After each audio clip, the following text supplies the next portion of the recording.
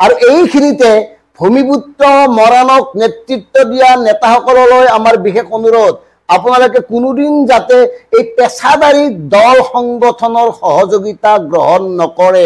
পেছাদাৰী একাংশ দল সংগঠন আছে নহয়, নেতা আছে, আমি নাম কম যথা সময়ত। কিদৰে তেওঁলোকে আন্দোলনৰ নামত আন্দোলনৰ ভাবুকি দি চৰকাৰৰ লগত বুজা বৰা কৰি চলি আছে, এনেকুৱা একাধিক দল সংগঠনৰ বাবে আজি আমাৰ জাতীয় জীৱনৰ এই সমস্যা। গতিকে আপোনালোকে এই ধৰণৰ পেছাদাৰী দল সংগঠনক কোনো কাৰণত গুৰুত্ব নিদিব। নিজৰ আপোন ভাই ভগ্নী ভাতৃসকলক লগত লৈ এই ধৰণে প্ৰতিবাদ সাব্যস্ত কৰক আৰু এওঁলোকক বাধ্য কৰাওক।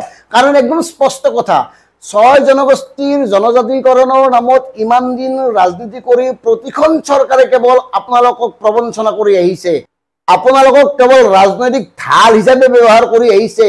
ইলেকশ্যনৰ সময়ত সকলোবোৰ মনত পৰে আৰু চৰকাৰ গঠন হোৱাৰ পিছত এই সকলোবোৰ পাহৰি যায়। এই হ'ল এওঁলোকৰ চৰিত্ৰ।